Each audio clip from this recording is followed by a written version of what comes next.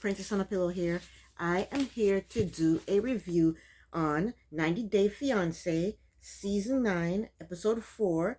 It's titled Pasta la Vista.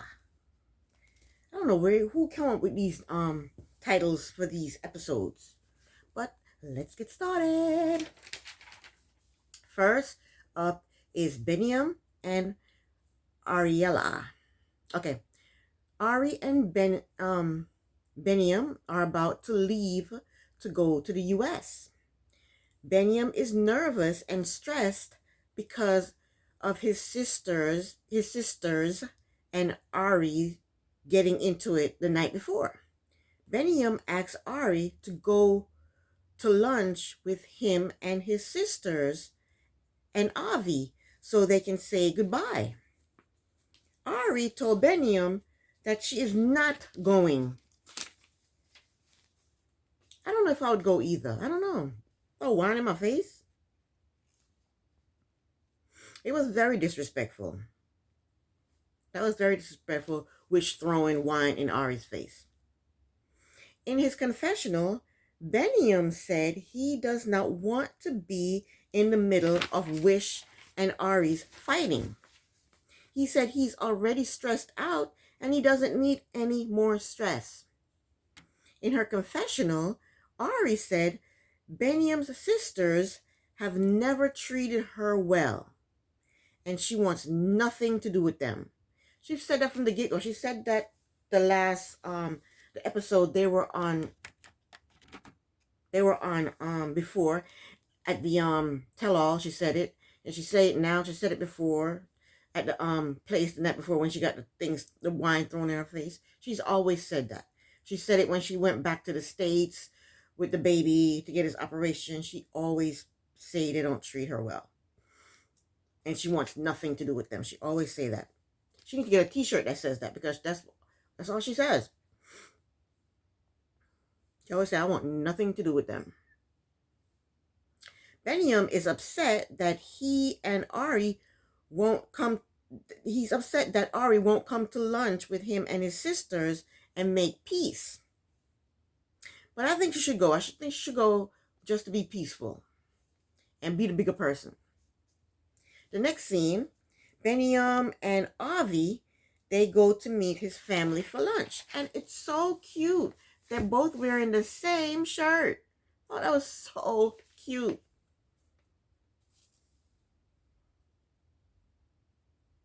Beniam wants his family's blessings before he goes to America. So he apologized to them for not telling them sooner that he was going to America.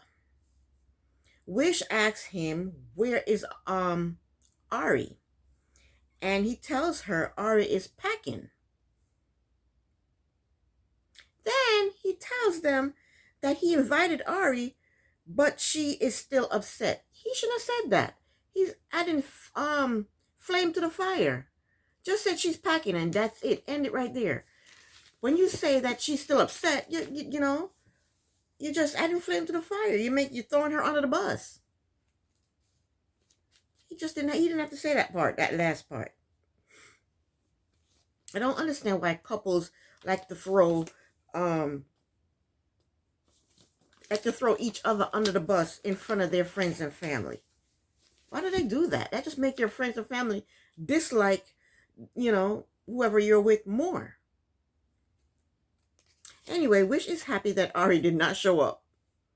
The sisters tell the camera that Ari needs to apologize to them for saying that they weren't important.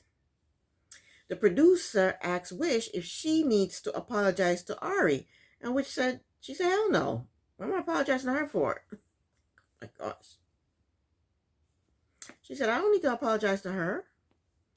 Anyway, Beniam tells his family that he wants to fix the relationship with them and Ari, but Minnie told him not to worry about it. She told him to take care of himself.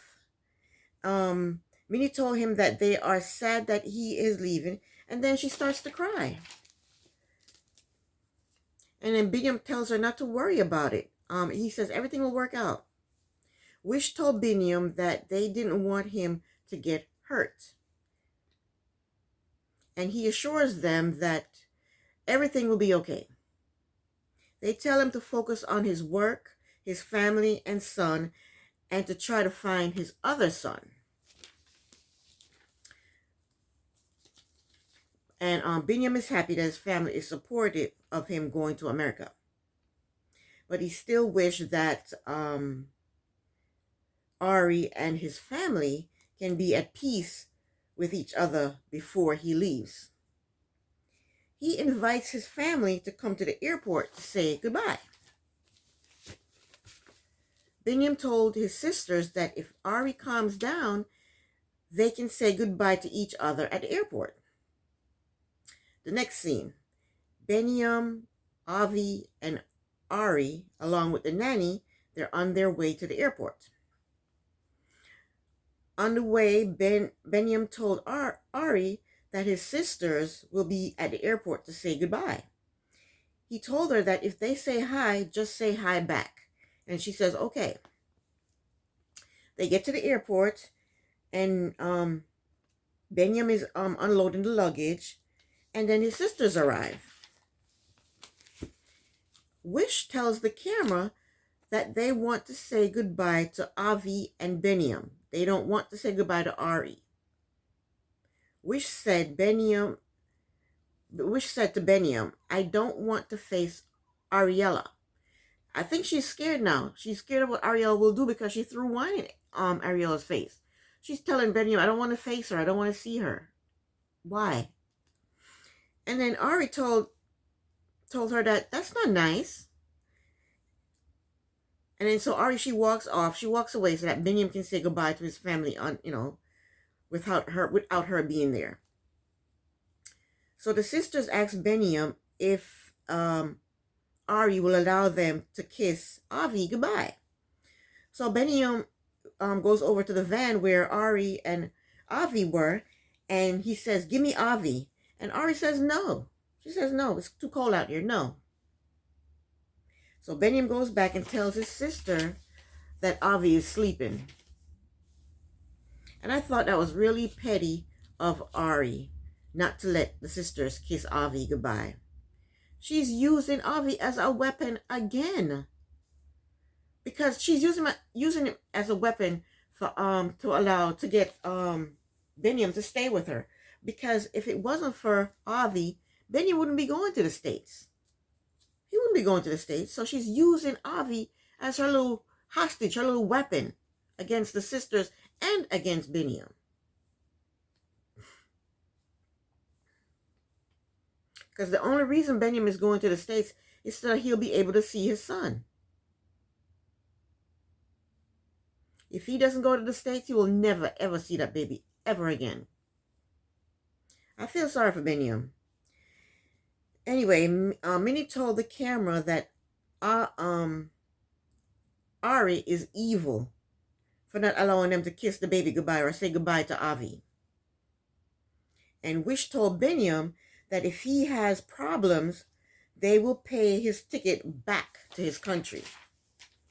She told him that they don't want to hear that he's suffering.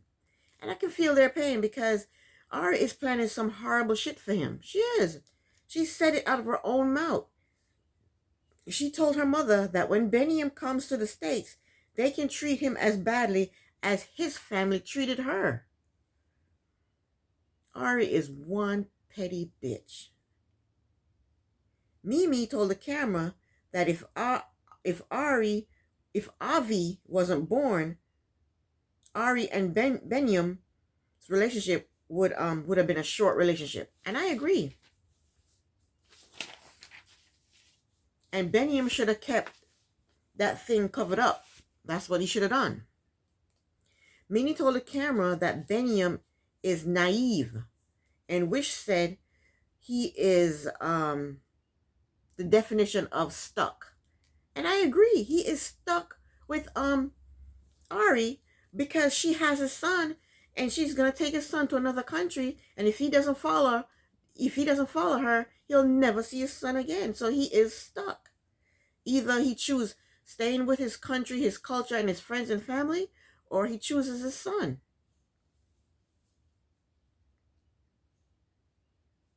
So Beniam hugs everybody and says his goodbyes.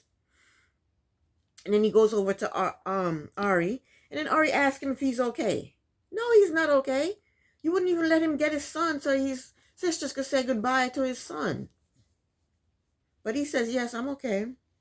In his confessional, he said it's very hard to leave his family, and he wished he could take them to the States with him.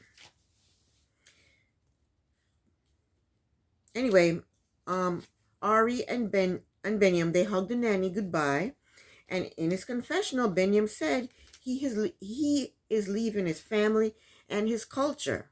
He said it's scary because he doesn't know Ari's family nor her siblings, and he said they don't have any money. But he said he doesn't have a choice, and he will fight for the family. He said he's not giving up on this relationship. And Mimi is right. Beniam is naive. Well, that's the end of Beniam and Ari. Next up, it's Kobe and Emily. Kobe and Emily are in the hotel room. It's the next morning. Kobe brings Emily coffee in bed. And I would like Kobe to put on his pants. He's not an underwear model anymore.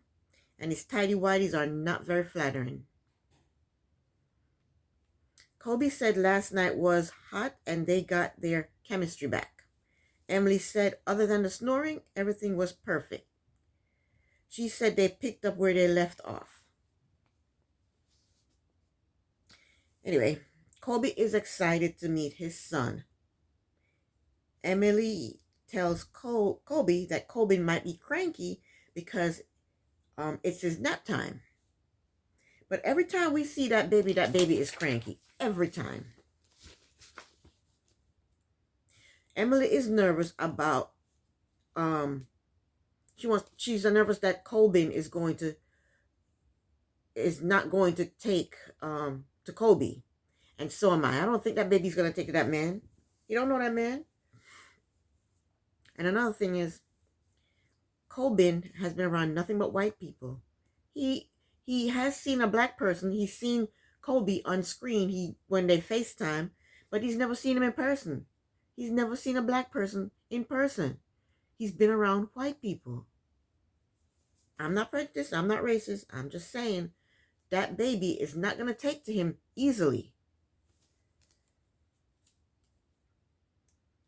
Anyway, both Emily and Kobe are nervous for Kobe to meet her parents. So they pull up at the house and Kobe starts to cry. And I kind of feel for him because he's entering into a whole new world where a bunch of strangers, he's going to be with a bunch of strangers of an entirely different race. And I'd be scared too. He doesn't know these people. They're a totally different race. And he's experienced prejudice in China. He said, well, in China, some of the Chinese people are happy to see black people, and some think they're just dirty. They're dark skinned because they're dirty because they don't shower. So he's going to be around a whole, new race of people that he's not used to being around. And they're all strangers to him. I would cry too. So the next scene, Kobe and Emily, they walk into the house. Emily's parents are sitting on the couch with Colbin. The father gives Colbin to Emily. Kobe tries to hold Colbin, but Colbin is not having it. Kobe hugs the parents, and then Kobe starts to cry again. Then they sit down, and Emily starts to breastfeed Colbin. Kobe touched Colbin's foot, and he pulls his foot away. And then Emily tells Kobe to quit touching his feet because he's trying to sleep, because the baby's trying to sleep. And it's awkward. It's awkward and it's uncomfortable. It's really uncomfortable to watch because I feel like they were ganging up on Kobe. They're talking about, oh, it's your turn now. Like, it's your turn to take care of the baby now. They're telling him, oh, you ain't going to be able to get any sleep. And Emily said, I want to see what kind of father he is. They're just ganging up on him, to me, as far as I'm concerned.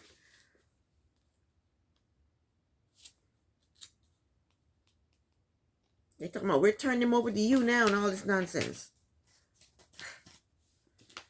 That's the end of Colby and Emily. Next up, we meet new cast members. Patrick is 31 years old from Austin, Texas. We see him lifting weights. He's lifting a lot of weights. He is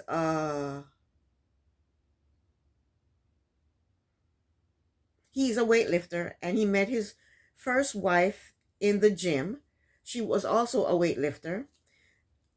Before the Olympics, he tested positive for an enhancing drug, which is banned for all sports. 2 years later, he tested positive again for another banned drug, which ended his career and also his marriage. He now lives with his brother, John. Patrick says that they are living the bachelor life. But that will change when his fiance moves in next week. His fiance's name is Thais. She is 25 years old. She is a model from Brazil. Patrick met Thais when he took a trip to Brazil to reconnect with his father, who is also Brazilian. But then he said they met online. So you mean to tell me you left the States and went to Brazil, got online, got on a dating app, a Brazilian dating app, and decided to date a Brazilian person instead of doing it here in the States? I don't get that. Why did you go all the way to Brazil to get online on a Brazilian dating site and date a Brazilian woman? Anyway,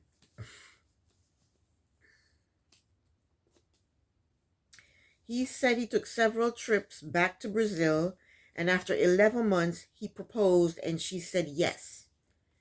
He said they applied for the 401k visa, and she's due to arrive in the United States in a few days. Anyway, we see a scene where John has friends over to the house. So Patrick goes into the bedroom to video chat with Thais.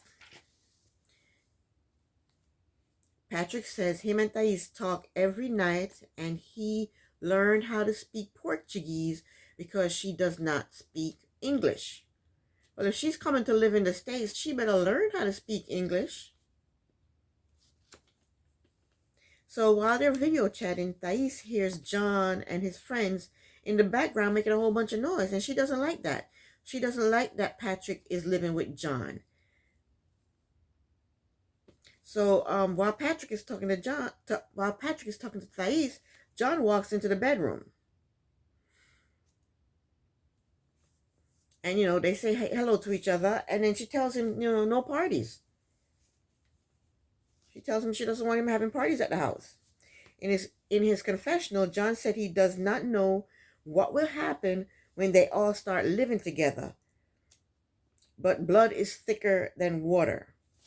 And we shall see. Yeah, blood is thicker than water. But they did the K1 visa. She's coming here to marry your brother. So technically, that's going to be her house. So she can put you out. I suggest you get your own place. So the next scene, we find out that Patrick sells home alarms door to door. And he manages sales teams throughout Texas. Patrick says he sells the alarms and John installs the alarms. That's a good little deal. But then we have another Gino and Jasmine. Thais is jealous. She's a jealous person, and Patrick has to text her every time he goes somewhere. He has to text her to let her know where he is. He says he has to check in with her at all times, or it will lead to an argument. Come to find out, Patrick suggested that he get a tracker so that Thais will know where he is at all times. And he also has cameras at his house so that she can see that no one comes to visit him. That's crazy. He is not even allowed to train women at his job because she's so jealous. This is definitely going to be interesting when she shows up. Next is Jabri and Miona. It's the next morning and they're in bed together. Miona asks Jabri to make her breakfast. In his confessional, Jabri said Miona has never been on her own. He says she lives with her mother and her mother does everything for her.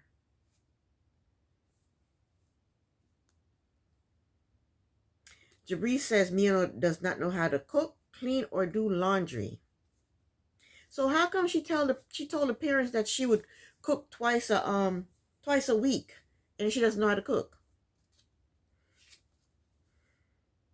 Anyway, they discuss staying in South Dakota and saving money. But Miona does not want to stay in South Dakota. She wants to go to California. How many times are they going to talk about this subject? They talked about this when she was in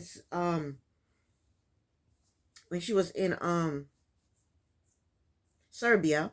He FaceTimed her and they talked about it. They talked about it on the drive from the airport to the house. They talked about it they're talking about it now. How many times are they going to talk about going to South Dakota? I mean, staying in South Dakota and saving money and then going to California. Well, how many times? And they even talked about it at the dinner table, I think. How many times are they going to talk about this one stupid subject when they can easily go to California? The show is paying them. She can do a YouTube channel. She does makeup and she does fashion. She cuts up her own clothes and make new fashion for herself. He's a singer. They can easily go to California. What's stopping them from going to California? Nothing. These two, they don't have a storyline. They do not have a storyline. Anyway, they go to the grocery store, but it looked like all they bought was frozen food. So they get back home from the grocery store. Jabri shows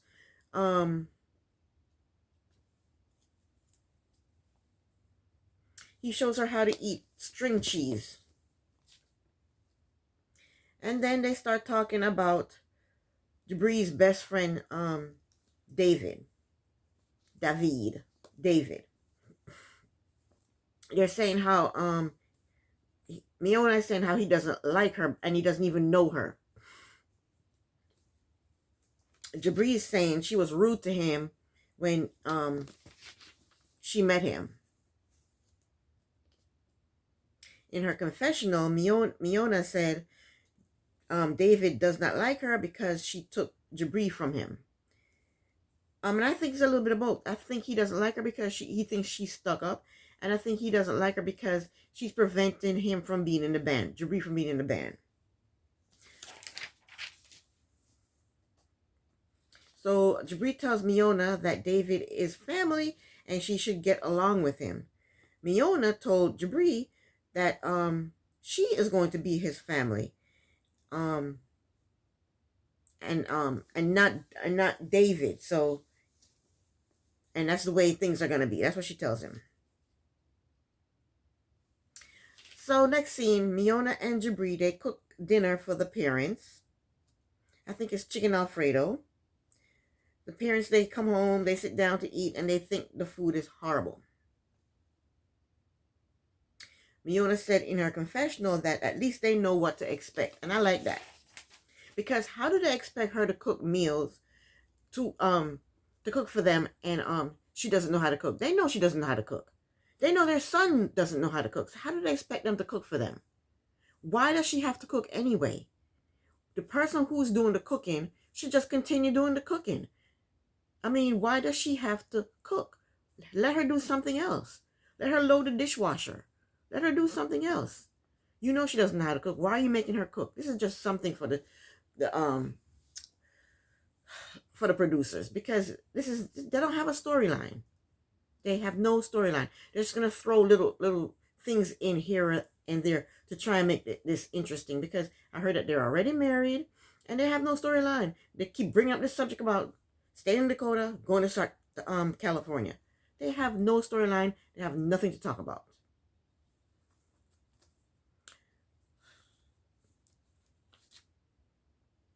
So Jabri, he put his parents in their place. He told them that Miona tried to cook for them and all they doing is talking badly about the food. So then the parents felt bad and they told her it was a good effort. That's the end of them. Next is Guillermo and Cara. Guillermo and Cara are driving from the airport, and Guillermo is fascinated with the houses and the cars.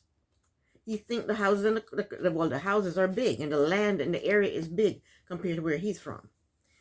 The next scene is the next morning of them in bed. It seemed like they had a good time the night before. Guillermo really enjoyed showering with hot water. And he's unpacking, and while he's unpacking, he's telling Cara that he wants a computer. And she doesn't want him to have a computer. She said they can't afford it.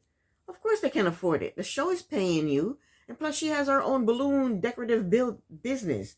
They can afford to get him a little cheap laptop, a $300 laptop, $400 laptop. That's what I have. My laptop doesn't even cost $400, and I've had it for like going on 5 years now. And it works perfectly fine. Get him a little cheap little laptop. Why can't he have a computer?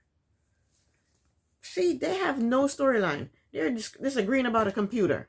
No storyline whatsoever.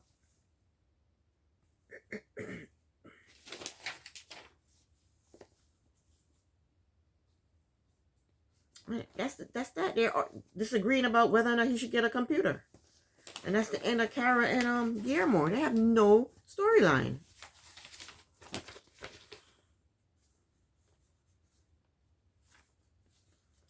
I think I'm at the last person now. Shaida and Bly. Shaida is not happy that Bly tested her, but she is happy that she does not have to go back to that horrible old house. Anyway, his mother, sister, and brother are on their way over. And he can't give her a break. He's just throwing everything at her at once. He picks her up in this filthy van. He takes her to this filthy house. Then he brings her to this nice house and tell her, you're home. Then he has his mother, brother, sister, and everybody else coming over. I think she's still wearing the exact same clothes he picked her up from in the airport. I don't think she had gotten a chance to shower, change, sleep, do anything. He's just throwing everything at her. Bam, bam, bam, bam, bam. I'm like, you know what? I can't stand this guy. I really can't stand him. Anyway, his family arrives and they greet her very warmly. They hug her. In his confessional, Bly said his entire family knew that he tested her. He keeps saying prank. That wasn't a prank. You were testing her. And that's messed up. The entire family was in on this mess.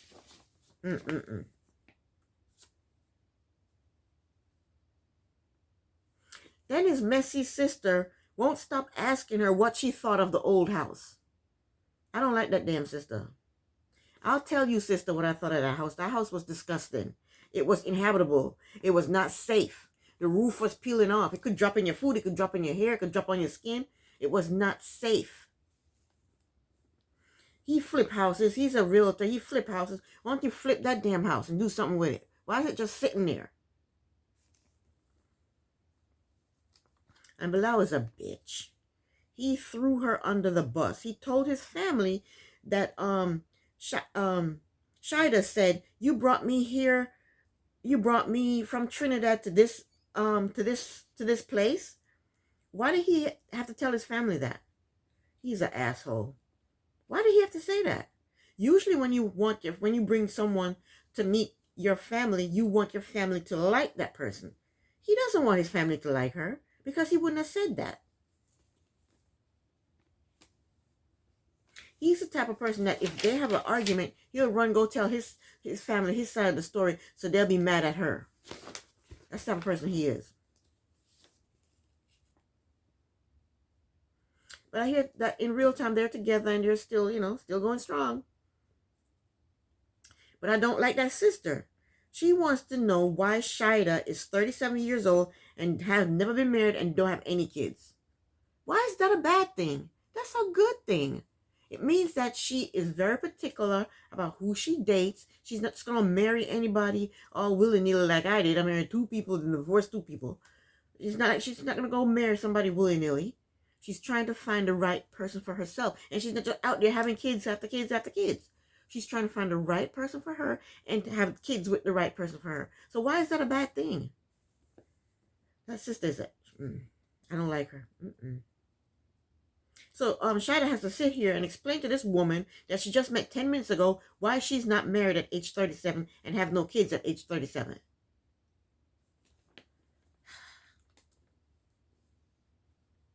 I think the sister loves the brother too damn much. When the brother was talking about his heartbreak, the sister starts crying. But I ain't crying, but the sister crying. The sister need to get a life. So Shaida tells the sister that, she wants kids. And the sister, she knows her brother doesn't want kids. So she turns to her brother and she goes, what do you think about that? She's such a bitch. And then Bilal starts talking shit again. He said he says he's getting older. He wants to travel. And he says Shaida is living in a fantasy land if she thinks she can take kids everywhere she goes. Why did he have to say that? And why did he have to say it like that? He is mean. Him and his sister, mean. And you wonder why nobody's with him?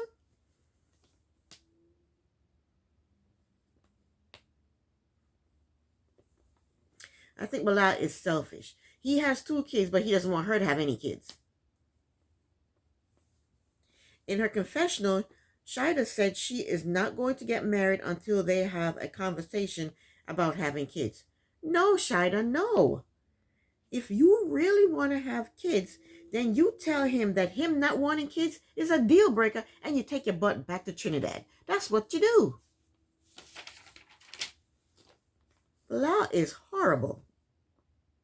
I hope he gets his heart broken again and again and again and again and again. Because that's what he deserves. He's horrible. And you know what? This storyline is probably fake. Because he's fake. He, at the beginning of the season, he pretends to be OCD by making everything is neat. Trying to make everything look neat and nice. Like that's how he is. No, that's not how you are. You're not OCD because if you weren't, you wouldn't be driving in that beat up, horrible, disgusting, trashy van, and you wouldn't be able to stay in that house if you were that OCD and you needed everything neat and nice and perfect. So you're not. So that storyline is shot. You're not OCD. So that's done with. That storyline you were trying to run with, it's done with. Now he's trying to run with a storyline that he doesn't want kids and she want kids. I think he probably does want kids, but he's just using this as a storyline because they have nothing. They have nothing to talk about. They have no storyline. Nothing. That's it. So let me tell you about the people that have no storyline. Jabri and Miona, they don't have a storyline. They keep talking about they gotta stay in. Jabri keeps talking about he gotta stay in South Dakota, save money, and then go to California. Take your ass to California. You can afford it. Stop it. Stop it. Right? Now, Guillermo and Cara, all they're arguing about is whether or not they should buy a computer. No storyline. Nothing to talk about. Nothing.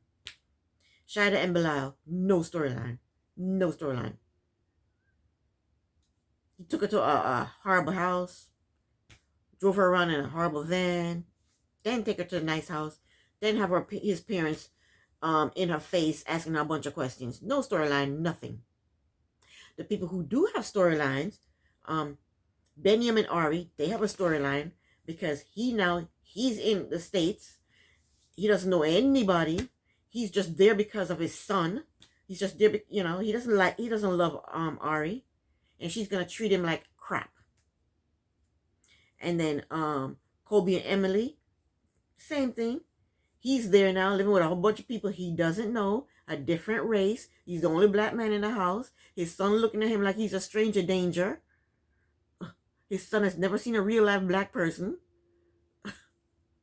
He has no job, no finances. He can't work for months, until he gets approved to work or until they get married or whatever. So he's in a bind. I would have never went there to the States. I would have stayed in my own country. Like Biniam, he should have covered that thing up. Then we have Patrick and Thais. She don't speak any English, but she come to live in the States. She don't want his brother living with them, but his brother living there. She's jealous as crap. He can't go anywhere without her knowing. Those are storylines. Then we have Muhammad and Eve.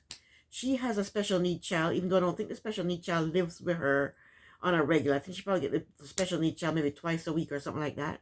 But now she has to take care of her special need child and Muhammad. Muhammad is a baby himself. and she's a hell of a lot older than him. So that's an issue there, right? Too, because he's in his 20s, she's in her 50s. So they have storylines. The other three, they don't have a storyline. They don't. Anyway, this is the end of my review. I will be back next week with another review. Thank you so much for watching. Princess on a Pillow here. Bye.